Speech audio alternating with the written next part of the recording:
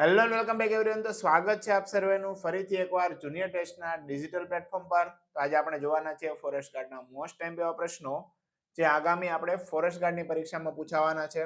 આની પહેલા આપણે સિરીઝ મૂકી 10 સુધીના ભાગ અપલોડ કરી દીધા. આજે 11 તારીખ અને 11મો ભાગ આપણે અપલોડ કરીએ છીએ. તો હજી સુધી તમે અમારી ચેનલ સબસ્ક્રાઇબ ના કરી હોય તો પહેલા સબસ્ક્રાઇબ કરી દેજો, સાથે સાથે બેલ આઇકન પણ પ્રેસ કરી દેજો, જેથી આવનારા તમામ વિડીયોની અપડેટ આપ સુધી પહોંચતી રહે. અને આજના વિડીયો ઉપર આપણે 500 લાઈકનો ટાર્ગેટ રાખીએ છીએ. તમારી એક લાઈક અમને ઘણી બધી પ્રેરણા આપે છે, તો આઈ હોપ કે તમે અમારો ટાર્ગેટ પૂરો કરશો. તો ઝડપથી શરૂ કરીએ મોસ્ટ ટાઈમ એવા પ્રશ્નો. એક જ પ્રકારના કણોના બનેલા પદાર્થને ખાલી જગ્યા કહેવાય. એક જ પ્રકારના કણોથી બનેલો પદાર્થ હોય તો એને શુદ્ધ પદાર્થ કહેવાય. મીઠા NaCl અને સલ્ફરનું મિશ્રણ એ કયા પ્રકારનું મિશ્રણ ગણી શકાય? તો આને કહેવાય વિષમાંગ મિશ્રણ. કેમ? કેમ કે એમાં તમે મિક્સ થતા જોઈ શકશો નહીં, બંને અલગ અલગ જ રહેશે. તમે ગમે એટલું મિક્સ કરશો પણ સલ્ફર અને મીઠું ભેગું થશે નહીં, એટલે એ વિષમાંગ મિશ્રણ છે. કોપર સલ્ફેટ અને પાણીનું મિશ્રણ એ કેવા પ્રકારનું મિશ્રણ છે? તો એ સમાંગ છે. કોપર સલ્ફેટને તમે પાણીમાં ઓગાળો તો પીગળી જશે, બ્લુ કલરનું થઈ જશે દ્રાવણ. એક કરતા વધુ પ્રકારના તત્વો અથવા સંયોજનના બનેલા પદાર્થને શું કહેવાય? એકથી વધુ તત્વો અથવા સંયોજન હોય તો એને આપણે કહેશું મિશ્રણ. ચાલો, મિશ્રણના બે પ્રકાર છે પાછા, સમાંગ મિશ્રણ અને વિષમાંગ મિશ્રણ. નેક્સ્ટ, મિશ્ર ધાતુ પિત્તળ એ કઈ બે ધાતુનું મિશ્રણ છે? તો પિત્તળમાં શું શું હશે? એક તો જસત હશે અને બીજું શું હશે? તાંબુ. જસતને કહેવાય ઝિંક, તાંબાને કહેવાય કોપર. નેક્સ્ટ, આયોડિનના આલ્કોહોલમાં બનાવેલા દ્રાવણને ખાલી જગ્યા કહે છે. તો આયોડિનના આલ્કોહોલમાં બનાવેલા દ્રાવણને ટિંક્ચર આયોડિન કહેવાય. કેવું કહેવાય? ટિંક્ચર આયોડિન. યાદ રાખજો, પૂછાયો ક્વેશ્ચન.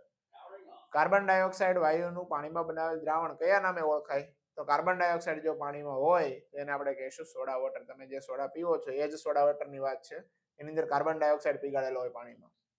હવે આની ઉપરથી એક ક્વેશ્ચન આવે કે સોડા વોટર સ્વભાવે કેવું છે? એસિડિક, બેઝિક કે તટસ્થ? તો આપણો જવાબ આવશે એસિડિક. સોડા વોટર કેવું છે? એસિડિક.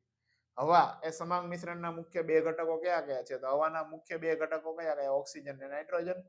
ઓક્સિજન છે 20.95%, એને આપણે એવરેજ 21% કહીએ છીએ, અને નાઇટ્રોજન છે 78%. બાકીના બધામાં કાર્બન ડાયોક્સાઇડ ને એવું બધું આવશે. સમાંગ દ્રાવણના દ્રવ્ય કણોનો વ્યાસ કેટલો હોય? સમાંગ દ્રાવણ હોય તો એના દ્રાવ્ય કણોનો વ્યાસ હોય 10⁻⁹ મીટર, 10⁹ મીટર. તમે નરી આંખે જોઈ શકો નહીં. નીચેનામાંથી કયું દ્રાવણ ટિન્ડલ અસર દર્શાવી શકશે નહીં? ચાલો, પહેલા તો ટિન્ડલ અસર કોને કહેવાય એનું તમને એક ઉદાહરણ આપું કે કોઈ બંધ ઓરડો છે, એની અંદર ધૂળના રજકણો ઉડે છે અને એક પાતળું એવું કાણું છે, એની અંદરથી પ્રકાશનું કિરણ અંદર આવે છે અને તમે જે આખા કિરણને જોઈ શકો છો ને, આ અસરને આપણે ટિન્ડલ અસર કહીએ. આ ટિન્ડલ અસર શેમાં દર્શાવી શકાશે નહીં? તો મીઠાનું પાણીમાં દ્રાવણ, કેમ કે સમાંગ દ્રાવણ છે, સમાંગ દ્રાવણમાં તમે ટિન્ડલ અસર જોઈ શકો નહીં. તો આ સ્ટાર્ચના દ્રાવણમાં જોઈ શકાશે, માટી અને પાણીનું મિશ્રણ હશે તો પણ જોઈ શકાશે, અને બંધ ઓરડો હશે અંધારીઓની અંદર ધૂળના રજકણો ઉડતા હશે તો પણ આપણે જોઈ શકશું. નેક્સ્ટ, કોઈ ચોક્કસ તાપમાને દ્રાવણમાં વધુ માત્રામાં દ્રવ્ય ઓગાળી ન શકે તો તેને ખાલી જગ્યા દ્રાવણ કહેવાય. હવે વધારે દ્રવ્ય ઓગળતું નથી તો આપણે એને કહીશું સંતૃપ્ત દ્રાવણ. કેવું કહીશું? સંતૃપ્ત દ્રાવણ. સંતૃપ્તતા છે. દ્રાવણની ખાલી જગ્યા એટલે આપણે જથ્થાના દ્રાવણમાં હાજર રહેલા દ્રવ્યની માત્રા. જથ્થાના દ્રાવણમાં હાજર રહેલા દ્રવ્યની માત્રાને શું કહેવાય? એની સાંદ્રતા કહેવાય. કોન્સન્ટ્રેશન ઇંગ્લિશમાં વર્ડ છે. નેક્સ્ટ, ચોક્કસ તાપમાને દ્રાવણમાં હાજર રહેલા દ્રવ્યની માત્રાને તે દ્રાવણની શું કહેવાય? ચોક્કસ તાપમાને દ્રાવણમાં હાજર રહેલા દ્રવ્યની માત્રાને દ્રાવ્યતા કહેવાય. બધા જ પદાર્થોની દ્રાવ્યતા ચોક્કસ હોય. તમે ઉદાહરણ આપું દ્રાવ્યતાનું, તો તમારી પાસે એક ગ્લાસ ભરેલો છે, એની અંદર તમે ખાંડ નાખો છો, અમુક સમય સુધી પીગળશે અને અમુક સમય પછી તે પીગળતી બંધ થઈ જશે. ફોર એક્ઝામ્પલ, 4 ગ્રામ ખાંડ પીગળી પછી પીગળતી બંધ થઈ ગઈ, તેની દ્રાવ્યતા 4 ગ્રામ છે. કેટલી છે? 4 ગ્રામ. તો આને દ્રાવ્યતા કહેવાય. દ્રાવણની કદથી ટકાવારી, વોલ્યુમ બાય વોલ્યુમ ટકાવારી, એનું સૂત્ર છે દ્રાવ્યનું કદ છેદમાં દ્રાવણનું કદ ગુણ્યા 100. આ બહુ યાદ રાખવા જેવું નથી, આટલું બધું તમારે પૂછાય નહીં. દ્રાવણની દળથી ટકાવારીનું સૂત્ર, તો એ સૂત્ર છે દ્રવ્યનું દળ છેદમાં દ્રાવણનું દળ ગુણ્યા 100. દ્રાવણની દળ કદથી, દળ હોય એટલે ઉપર દળ અને નીચે શું આવે? કદ. ઉપર દળ નીચે કદ, તો આપણો ઓપ્શન બી. ચાલો નેક્સ્ટ, 40 ગ્રામ મોરનો ક્ષાર ધરાવતા 320 ગ્રામ પાણીમાં દ્રાવ્યની સાંદ્રતા દળથી ટકાવારીના સંદર્ભમાં કેટલી થાય? દળથી ટકાવારીનું સૂત્ર અહીંયા છે, એ તમારે લઈ લેવાનું.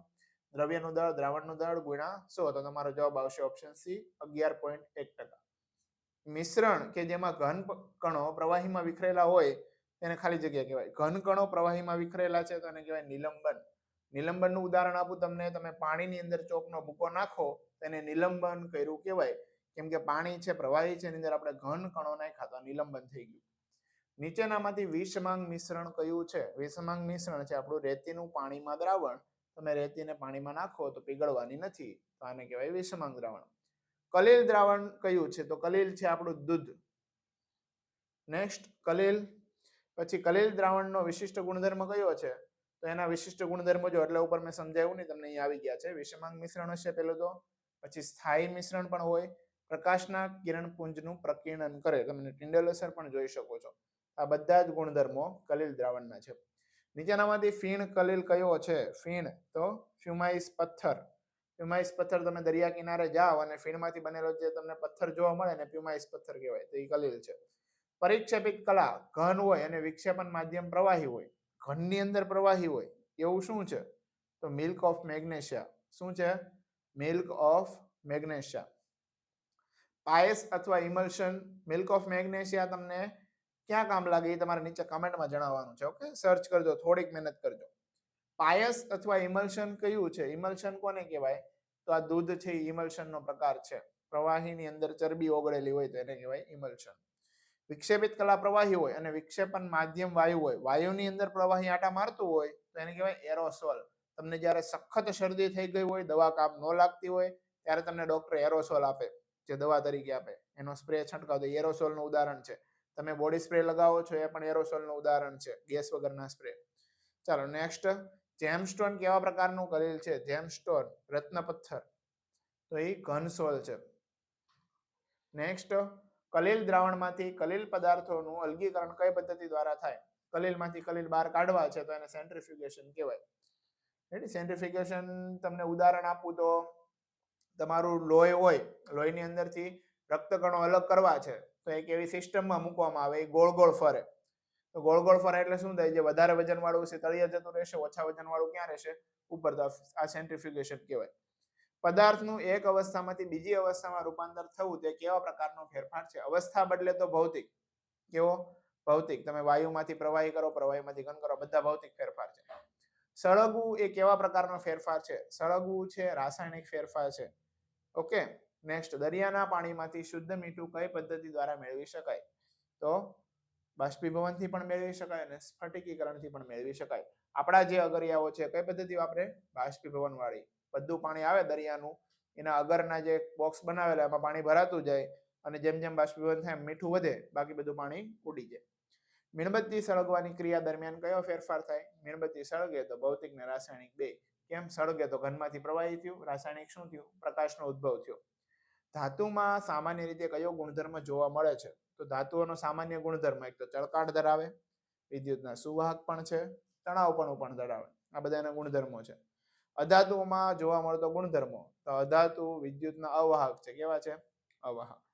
એકમાત્ર ધાતુ કે જે ઓરડાના તાપમાને પ્રવાહી સ્વરૂપમાં હોય, ઓરડાના તાપમાને મર્ક્યુરી યા પારો છે એ પ્રવાહી સ્વરૂપમાં હશે. નીચેનામાંથી અર્ધધાતુ કઈ છે? તો આ બધી અર્ધધાતુ છે. બોરોન, સિલિકોન અને જર્મેનિયમ. કોના ઘટકોને માત્ર રાસાયણિક અથવા વીજ રાસાયણિક પ્રક્રિયા દ્વારા જ અલગ કરી શકાય?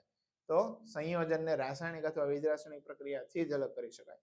વાદળીને સંકોચી શકાય છે કારણ કે તેમાં વિક્ષેપિત કલા શું છે? વાયુ. વાયુને તમે દબનીય છે, વાયુ તમે દબાવશો એટલે વાદળી. વાદળી કોને કહેવાય? આ સ્પોન્જ તમારે જે ગાદી હોય એને વાદળી કહેવાય. નીચેનામાંથી સંયોજન કયું છે? તો મિથેન સંયોજન છે. CH4 methane. કાર્બન હાઇડ્રોજનનું બધું ભેગું થઈને સંયોજન બને. ચોકનો ભૂકો પાણીમાં ઉમેરવાથી ખાલી જગ્યા પ્રકારનું મિશ્રણ બને, તો ચોકનો ભૂકો પાણીમાં ઉમેરો તો નિલંબન બને. 30 ડિગ્રી સેલ્સિયસ તાપમાને 1 ગ્લાસ ભરેલ પાણીના પૂરતા પ્રમાણમાં ખાંડ ઓગળેલી છે. હવે જો આ દ્રાવણને ગરમ કરવામાં આવે તો તે દ્રાવણ કેવું? અસંતૃપ્ત મિશ્રણ બનશે. ખાસ યાદ રાખજો, મેં તમને કીધું એમ કે ગ્લાસમાં તમે ખાંડ ઉમેરો છો તો એક સમય એવો આવશે કે ખાંડ ઓગળતી બંધ થઈ જશે, તો એ સંતૃપ્ત દ્રાવણ થઈ ગયો. પણ સંતૃપ્ત દ્રાવણને જો તમે ફરીથી ગરમ કરો ને તો એની સંતૃપ્તતા વધી જાય.